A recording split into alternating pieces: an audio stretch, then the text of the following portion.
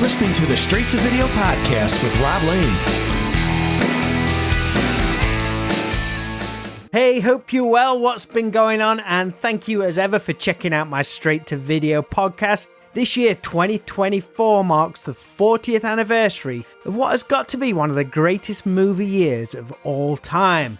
Now, not only was it the summer of Ghostbusters and Gremlins over in the USA, but we also had Beverly Hills Cop, The Last Starfighter, Red Dawn, Never-Ending Story, Footloose, Indiana Jones and the Temple of Doom, The Terminator, A Nightmare on Elm Street. Come on, can you believe all of these films in just 1 year? How many films of this caliber have there been in the last 5 years, let alone just one? There is one other film I'm missing from this list though, which is just as important, and it stars today's guest, Ron Thomas, who played Cobra Kai OG Bobby Brown in The Karate Kid, a movie franchise that has seen an insane revival in the past few years thanks to the huge success of the Cobra Kai Netflix series, which saw Ron reprise his role alongside his other Cobra Kai buddies to great acclaim. Now, sadly, we've lost a couple of the Cobra Kai actors in recent years. Rob Garrison, who played Tommy, passed in 2019, and most recently Chad McQueen, who played Dutch. But it was incredible to have seen the original actors reprise their roles all those years later. Today, Ron is a well-respected life coach, public speaker, and author of several books, including his latest, which is out later this year, The Hidden Life Lessons of Mr. Miyagi, which we discuss in our talk, and you can order signed copies right now, nice and early, direct from Ron at his website, senseironthomas.com. What I found really cool is that Ron is totally open and proud to chat about his time and impact on the Karate Kid movie all those years ago. As a big fan of the film myself and its sequels, it really is a thrill to have him talk with so much love and affection for this legendary story, so I hope you're going to enjoy it as much as I did. This Straight to Video podcast is proudly presented to you in association with Affinity Photo, an incredible piece of photo editing software, which I use all the time for graphic design. It's used to create the podcast episode artwork you see each week with the cool video covers, and it's an extremely affordable alternative to other programs on the market, so please check them out at affinity.serif.com. Alright, let's do this. It's time to strike first, strike hard, and show no mercy as we dive into my Straight to Video chat with Ron Thomas.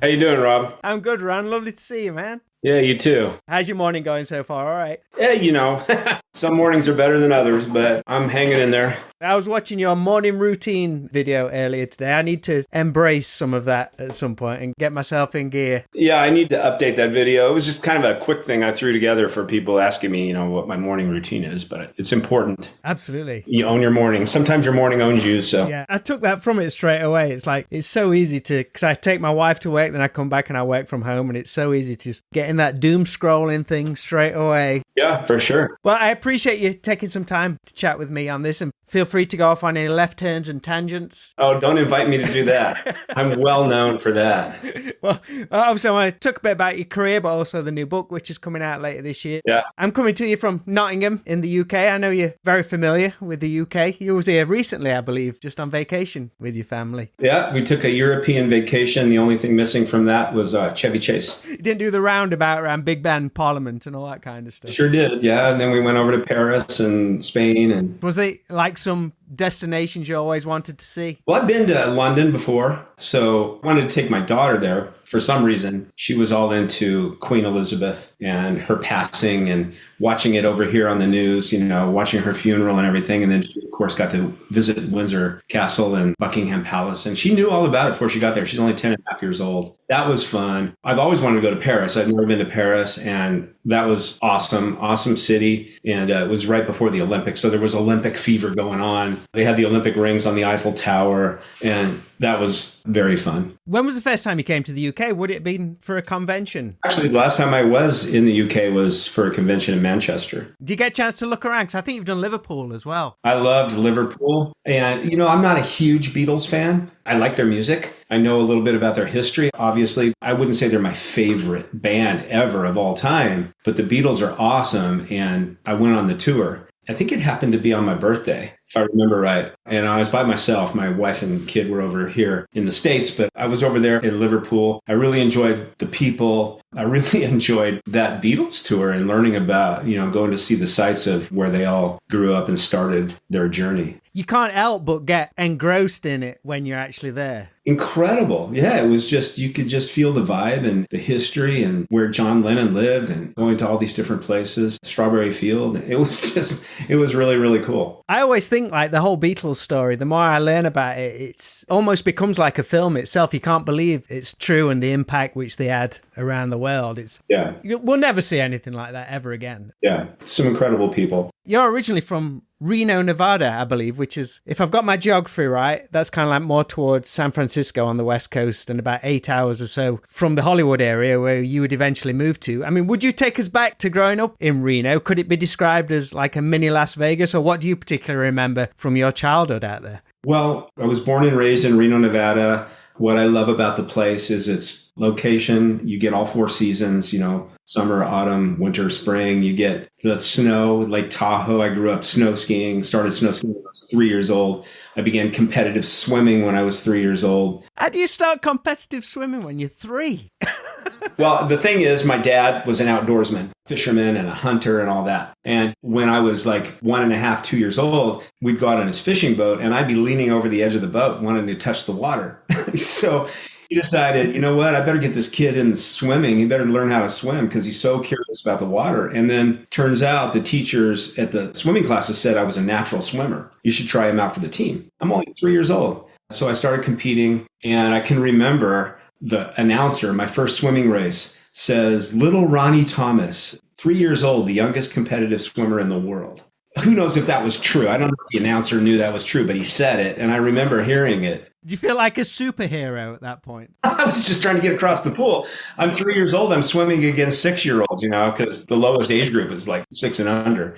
Actually, speaking of my personal development expertise and mindset thing, that all started from competitive swimming and martial arts, and then all the sports that I did and all the competitive sports that I did. I realized at a very young age how important our mindset is and our self-talk and being able to visualize the outcome and how important that is to success. And so that story of me starting to swim and wanting to be in the Olympics and having a 6-foot poster of Mark Spitz with the 7 gold medals on his neck on my bedroom door. My mom would come in and hear me dreaming, and she would see me swimming in my sleep, swimming like butterfly, It consumed my life for the first 12 to 14 years of my life. Did you enjoy it at the same time? I mean, because that can sometimes be tough on a kid. I enjoyed competing. I enjoyed racing and swimming, and my teammates, some of my best friends at the time were on the swim team. And yeah, I did enjoy it. It wasn't like they were pushing me. They wanted me to make the Olympics. I just wasn't tall enough. I stopped growing at 5'8". Michael Phelps is 6'4" with a 6'7" wingspan, and a size 14 foot.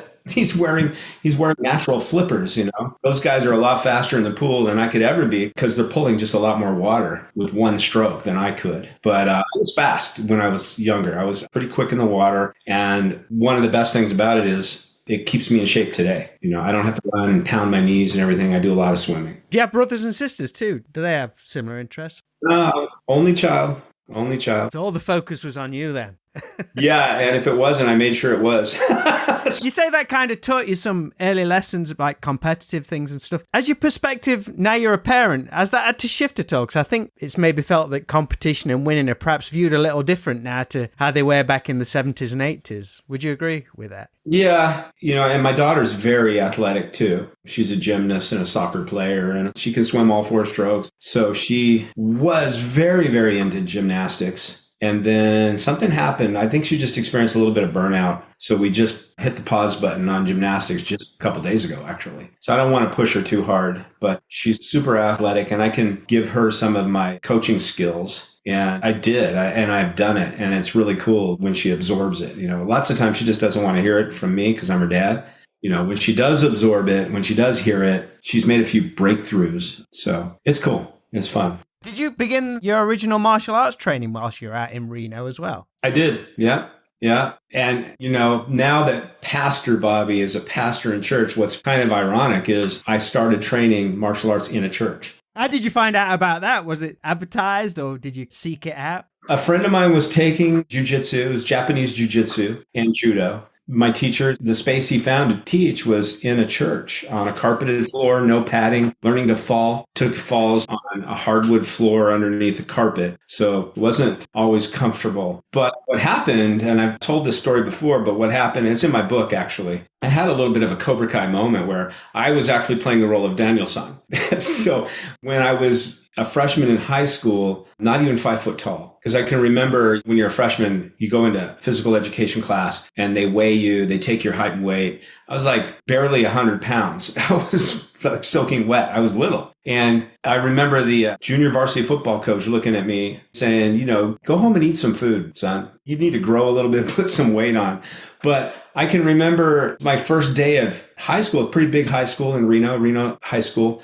And I'm walking down the halls, I'm looking for my locker, and a lot of people had gone. The halls were kind of empty, but I hear some voices coming in my direction. And they're laughing. These 4 guys are laughing. The 4 guys, I joke about it, could have been Johnny, Tommy, Bobby, and Dutch. And I'm like the scrawny little kid, and I'm walking by them, and they're laughing and paying no attention. I know who they were. And as they're passing me and I'm passing them, Dutch, I just call him Dutch because this guy was crazy, locks eyes with me and steps away from his buddies and punches me in the face. What? Yeah, for no reason. Just like, I don't know, high school freshman initiation. And then they just kept walking and laughing about it. And I couldn't do anything about it, 4-on-1 and I'm small. So that's what got me started in martial arts because my friend was taking it up at this church. And he said, why don't you come with me one time? And so I did. I knew I needed an equalizer. The rest is history. Martial arts has taken me around the world. I'm a 6th degree black belt and former world champion. And you didn't get to unleash any payback on those school bullies? No, I'm still looking for the guy. I know his name.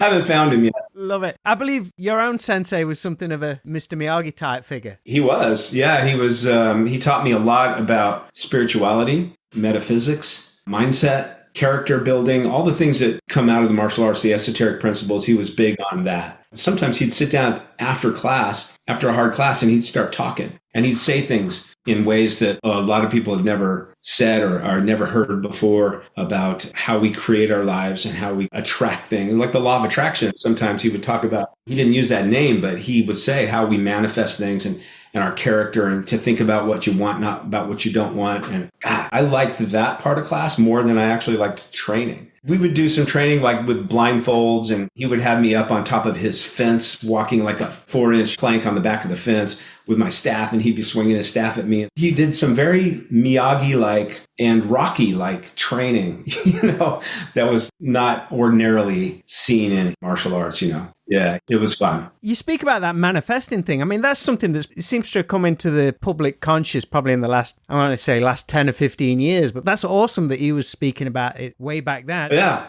Way back then, it used to be weird. Just that whole metaphysical spirituality type thing was weird. But now it's much more commonplace. And in fact, science backs it up. Quantum physics, epigenetics, these types of scientific things back up what metaphysicians have been saying for a very, very long time. We do create our reality and we do manifest things. We do have the power to create the life we want. So it's really cool. Is he the only sensei other than, of course, John Kreese, who you've studied under? No, we were part of Jiu-Jitsu America, and the head of the organization back then was Wally J. Wally J, if you look him up, very famous. Used to teach Bruce Lee. He's got some great stories about Bruce Lee. And Willie Cahill used to teach the blind judo Olympic team. And Professor Toru Tanaka. And lots of other styles, Screama and the Filipino styles. They invited a host of different styles into their organization. It wasn't like, well, it's got to only be jiu-jitsu. So I was introduced to lots of different styles of martial arts, Chinese, Japanese, Filipino, all kinds of different things. And then I got to be good friends with Billy Blanks in LA. Trained with Billy for a long time in Taekwondo. That guy's an incredible fighter, incredible warrior. And lots of other people. I've been kind of blessed to go around the world and train with lots of different masters of the martial arts. When did acting land on your radar? Was you always a fan of TV and movies as a kid? Oh, yeah. And that landed also in Reno. I started doing theater up in Reno at the Pioneer Theater in Reno, Nevada, downtown Reno, Nevada. Did a lot of musicals. And the guy at the time running the organization, the acting organization that we were doing, took a host of us, about 7 or 8 of us, down to Los Angeles and got us agents and used to drive us as a group, which was a lot of fun. Road trips from Reno, Nevada to Los Angeles for auditions. We'd stay at his house for a week or so and then go back to Reno. Some of us started landing some parts, but that's where it got started. I don't know. I fell in love with the theater. I think being an only child, maybe I just fell in love with the attention, you know?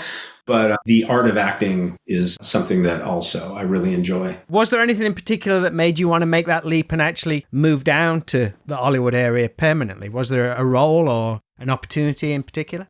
It was interesting. I mean, at the time when I had to make a decision what I wanted to do with my life, I was very into competitive golf. I don't know why I choose all these really, really difficult professions. Do you get like uber focused on a new thing? Yeah. And I love golf. I love competitive golf, but I chose to try out acting, and moved to LA after a couple of years of going to college in Reno, moved to LA, go to college there. And it wasn't very long before I started working. I landed a permanent job as young Conan in the Conan show up at Universal Studios. That show allowed me to bring in an understudy if I got work outside of the show, like on a movie or a TV series or whatever, or even an audition. I could bring in an understudy. I didn't have to wait tables like a lot of actors do, in restaurants and stuff like that. And I was in front of the crowd performing all the time and keeping me in shape too, because that show was brutal. Very, very tough show to do. How many performances was there during a day? During the winter time, when there's not a lot of people traveling to Universal, it's like 4 shows a day.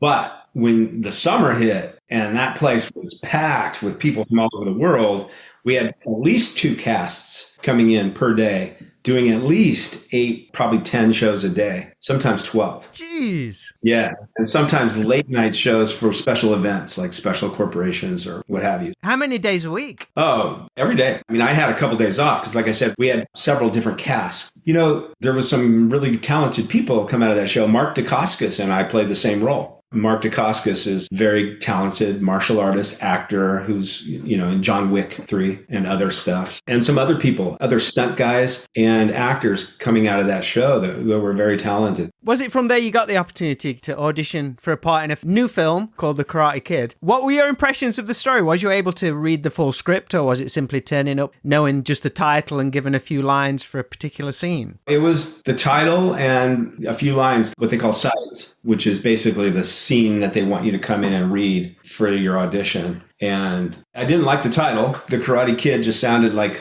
kind of stupid. You didn't say that in the audition, though. No. But I read originally for the part of Johnny, but ended up getting out, of course, Bobby. Was it your agent said, don't mention that you know martial arts? Yeah, don't mention martial arts. If they ask you, go ahead and tell them, but don't mention it because they're going to train you anyway with this guy named Pat Johnson, another martial artist master that I got to train with. Did you know who Pat Johnson was prior to that? Like, holy crap. No, he was way outside of my style, Tang Sudo. And so I was in jiu-jitsu, which is a throwing art, submission art. And so anyway, they said, just focus on your acting because they want to know that you're a good actor. And back then, because of a few well-known martial arts action actors, if you were trying to go down that lane, you were considered not to be a good actor. You considered a martial artist, but not necessarily a good actor. So I was trying to focus on my acting, not necessarily martial arts. Was it a long audition process with like several callbacks? Was you seeing the same people? Oh, I recognize them. Oh, yeah, for sure. On the audition circuit in Hollywood, I'd see a lot of the people that are my age. I'd see the Rob Lowe's. God, that guy's handsome. Yeah, he pisses me off. He still has all his hair. Same with Machio and Zapka. They have all their hair. I keep asking them, where they got their transplants and stuff. So how they keep so young, but they won't give up their secret. But yeah, Rob Lowe, and there's a few other guys I used to run in all the time. James Spader. I used to competed against that guy a few times for a couple different roles. And in the Karate Kid callbacks, they had callbacks at the studio, and we were in a big room with lots of different actors that, you'd recognize or had heard about. And we were all just kind of watching each other audition in front of John Avildsen, who had his little camera recording the auditions and up close. I can remember John I remember I was reading with Ralph and he just wanted to see how intimidating I was. I got right up in Ralph's face, like this. And as I'm doing that, John Avildsen got right up in my face from the side. And I'm trying to look at Ralph and John Avildsen is right here staring at me. And I think he wanted to see if I would break character, and look at him, but I didn't. I just stayed locked on Ralph. Did he say anything after the scene? John didn't talk a lot, he was kind of like, nod your head. If he gave you this, you knew you did a good job. So yeah, you landed the role of Bobby Brown, and you'd later reprise it in the Cobra Kai series many years later. But you've mentioned it a few times, but I think this is really cool. You mentioned that both the movie and your return to the role were both shot on Halloween. That's one heck of a coincidence. There is so much synchronicity, serendipity. I don't know the exact word to use, but there's a lot of that going on in this Karate Kid Cobra Kai universe. But yes, we started rolling cameras for Karate Kid on Halloween way back in 1983, 84, 83. What was the first scene? Do you remember? It was at the beach, Leo Carrillo Beach. So all that stuff on the beach and the motorcycles and the soccer and the beating Ralph up on the beach. But then all those years later, when they brought the Cobra Kai back for Cobra Kai, they bought the original Cobras. When we started filming, we showed up on the set. It was Halloween. Who was the person who realized that it was the same day? Or was it, with it being Halloween, you was like, this is weird? It totally skipped my mind. I mean, of course I knew it, but I just wasn't thinking about it. And Billy's the one who told me. And I think Rob Garrison may have told Billy, or reminded Billy, I should say. And then Billy reminded me, it's Halloween. This is the first day we started rolling cameras for the Karate Kid. Here we were back together again in front of the camera. We'd been friends all these years, but being in front of the camera, reprising our original roles on that same day was... That's kind of weird.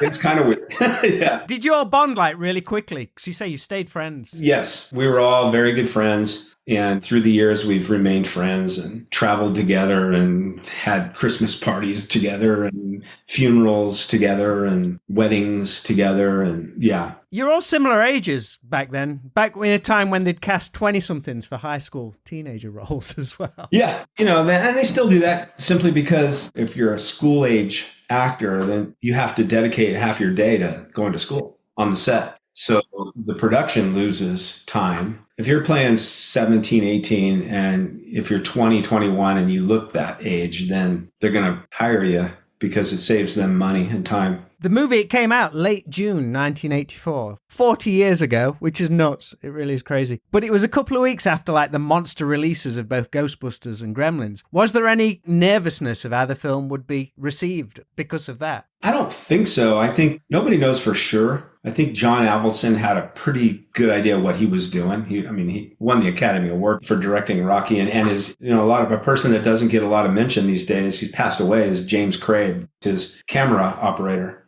also nominated for Rocky. But even my own manager at the time said there was no demographic for this movie. There was no audience for it. So he never came to the set. He never came to meet John Avildsen or Jerry Weintraub or anybody else these heavyweight Hollywood power hitters. He didn't even come to the set. Was that a red flag for you at that time? Say, what? This is like a great opportunity. It wasn't very long after that I fired him. Yeah. Because he didn't capitalize on the moment for me as an actor. It was a moment for me that could have been capitalized on and produced other jobs and furthered my career. He didn't capitalize on it. I fired him. There was that. I went home to Reno and did a hometown interview on the news with a guy who was a film critic, and he said the same thing. Yeah, there's no audience for this. So all these so-called experts who think they know what they're talking about have no clue. But back to your point, you never really know how a movie is going to be received. This was kind of the little movie that could. I was sitting next to John Avildsen in a movie theater when we all went down to Westwood, which is by UCLA, college town. Back then, it was a happening place to go. And we saw opening night. Actually, I don't know if it was opening night or if it was pre-screen. Anyway, whatever it was, I was sitting next to John Avildsen. And at the movie's finale, when Ralph kicks Billy in the face, this whole crowd just stood up and cheered, put their hands up in the air. And there was a couple guys down in the front row who jumped up on their chairs and were like, yeah. And you could see their silhouettes on the screen. And John Avildsen leans over to me and he says, we got a hit. Oh, incredible. For me, it is like a lightning in a bottle film. It's one of my perfect films, the casting, story, dialogue. But also the music is so important. The Bill Conti score. Bill Conti, like again, heavyweight, power hitter. It doesn't get any better than that. It's beautiful music. Oh. And then you have likes of like You're the Best from Joe Esposito and Bananarama's Cruel Summer, like iconic sounding songs. Yeah. I'll tell you a real quick story about Bill Conti, which just gives me chills thinking about it. I was invited to John Avildsen's funeral when he passed away. It was a memorial held at the Directors Guild in Hollywood. Tony O'Dell went with me, and Marty Kobe was there, and half the cast of Rocky was there, and Bill Conti was there. And there was a piano on the stage. They were talking about the Rocky theme, dun dun dun, and how it came about. And Bill Conti takes the stage, sits down at the piano. We're all like mesmerized. Place goes silent. He taps the key, and just that, he goes, dun, and then dun, dun, dun, really slowly, right? Dun, dun, dun, bum, bum, bum. And then he just starts to play the theme to Rocky. And I'm sitting there going, man, what a magical journey. How blessed am I to be sitting here witnessing Bill Conti playing that song that he wrote.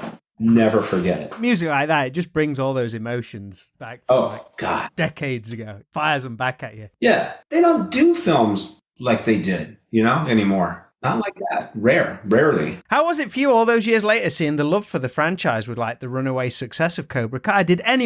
No one could have expected it to blow up like it did. It was genius. It could have gone either way. I remember talking to the creators, Josh Heald and the guys, John Hurwitz, and they did not want to be the people to mess up. They didn't use that word. I think the word they used started with an F.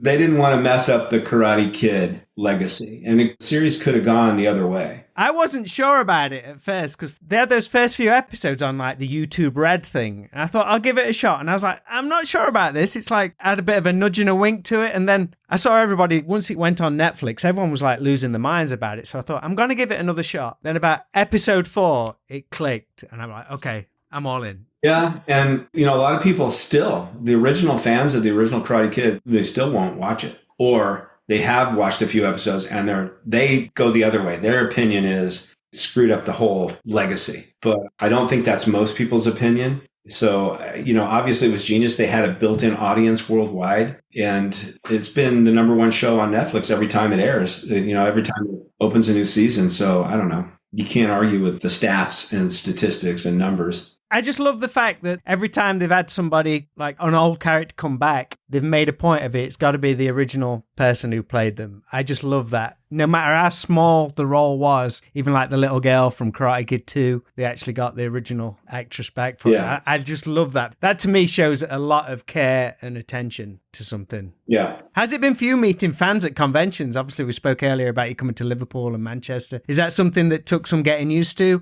Or as your experience of a public speaker and being in front of crowds, coming into contact with new people all the time, was it an easy thing for you to take on board? Yeah, it's easy. The fans are awesome for the most part. It's a lot of fun and a little bit humbling sometimes, because when you hear that a movie changed somebody's life or a character that you played in the movie changed somebody's life because they resonated with my character. Lots of fans resonated with Bobby because he was the good guy out of the bad guys. He was the good Cobra, the one who knew when things had gone too far. He had a moral compass. I bet a lot of people perhaps associated with that because they found themselves in maybe a bad crowd through peer pressure and stuff, and they saw that a situation where this isn't right, I shouldn't be letting this happen, which is what Bobby did. Exactly. That's, the messages that I've received from lots of fans. And the movie started people training in martial arts, and the martial arts training and the movie being the catalyst for that changes lives. And so it's humbling to hear some of the stories. When somebody says, and I've had a lot of people say it, Bobby was their favorite character in the whole movie. I'm like,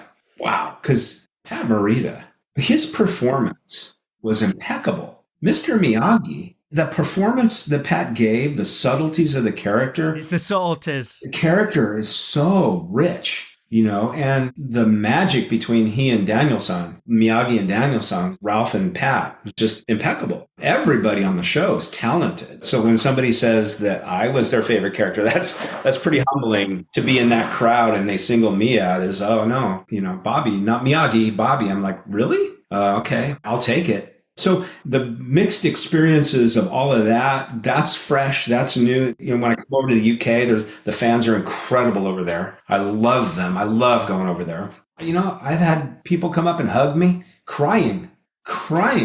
Women who had a crush on Bobby or a crush on me at the time that of course, I never knew until all these years later. And they'll tell me, some of them shaking, like, I didn't know the impact. You don't really realize the impact. You hear about it until you meet these fans up close and personal. Something you did for I don't know how long the shoot was for the original film, but something you did for several weeks or a couple of months as this lasting legacy all these years later.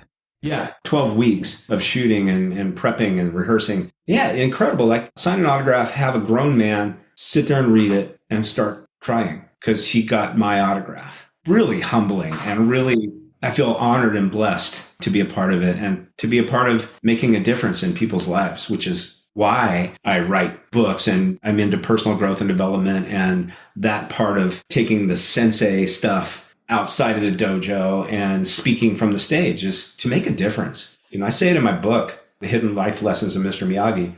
You're not going to agree with everything I write here, but I'm not trying to be right.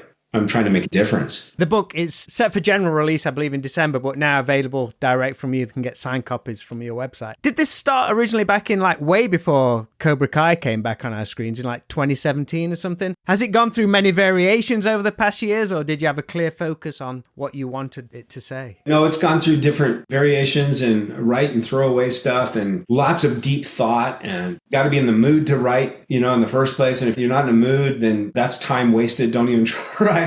It's been a long journey with this book. I started writing, taking notes on the book and thinking about what I wanted to say and write in a book called The Hidden Life Lessons of Mr. Miyagi. That was way before I even knew about Cobra Kai coming out. This was more a book I wanted to write to tie my acting, my life in the Karate Kid universe and Bobby Brown, and my athletic stuff and martial arts and my personal growth and development stuff into a nice book, and use my entire background and write about my background to write life lessons hidden within the on-screen teachings of Mr. Miyagi. So it took a lot of thought, because I took a lesson from the movie and then I had to dive deeper into that lesson and find out what's there, not for Daniel-san, what's there for all of us? What's underneath that lesson that we can all use in our daily lives? It was not an easy book to write by any means. In what way? Do you keep revisiting stuff? No, it's done. It's published. It's ready to release. I've got hard copies. I've shipped a few to the UK. And by the way, for all you UK people listening, I'm sorry about the shipping cost. We know about those. It's killing us, mate. It's killing us. Oh, I had no idea. I'm used to shipping out signed photos over there, and that's not nearly as expensive as a book that weighs, the entire package weighs almost a pound. And then it's got to go through customs. I was shocked at the cost of shipping a book overseas. I was really shocked. I'm like, oh, that sucks.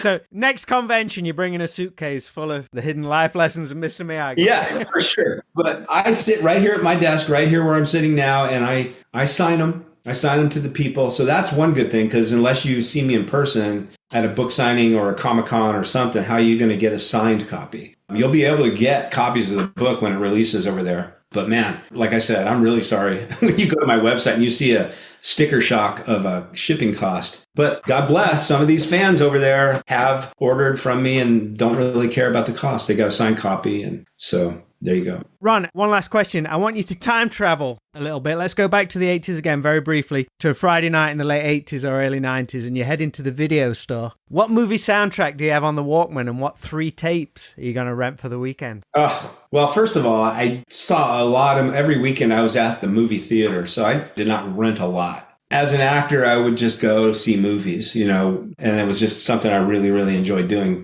So you're going to the movie theater then, you've got a movie soundtrack, either in the car stereo or on the Walkman. Okay, Top Gun. There you go. For me, it's a toss-up between Top Gun or Rocky 4. Rocky's good too, but yeah, Top Gun. And then, I'm probably going to see Die Hard, the Die Hard trilogy. I'm into action stuff, I'm into the drama, the heartfelt stuff too, but I cry a lot. very empathetic. Come to realize over the years, I'm an empath, and so I really connect with emotions. What film gets you every time? I've got a couple. Field of Dreams gets me every time, and Almost Famous gets me every time. Oh my God.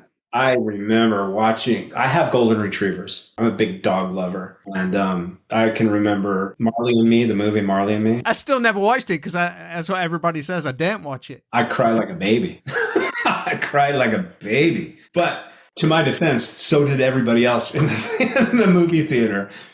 So do like Bruce Willis, I do like those action movies. Die Hard is a classic. Top Gun, of course, is a classic. Go for the action section all the time then. Yeah. Don't reveal how much I cry like a little baby.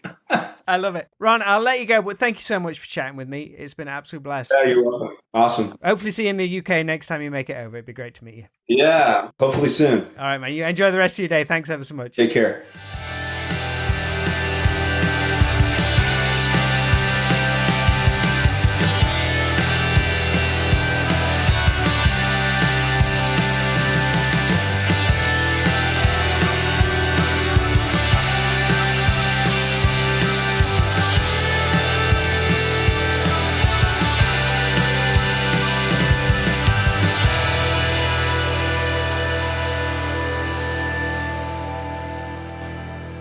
Thanks so much to Ron Thomas for sharing his time and memories of the Karate Kid and his incredible journey right here on the Straight to Video podcast. His new book, The Hidden Life Lessons of Mr. Miyagi, is out later this year, but signed copies can be ordered and shipped right now direct from Ron at his website, senseironthomas.com. Also, check out his Facebook, Instagram, and YouTube channels too by simply searching Sensei Ron Thomas, and fingers crossed we can see him back over here at UK Comic Con soon. Before we end this episode, I want to thank everyone who came along to Tape Stock 2 at our 80s video shop this past weekend. It was a real thrill to have so many videotape enthusiasts and movie fans from all over the country visit this shop. It went above and beyond what we could have hoped, and we're already excited to do it again at some point in the future, so keep posted to all the 80s video shop social media pages. So that's it for this episode of the podcast. So until we chat again, make sure to always be kind. Please rewind and unwind, and I'll speak to you all real soon.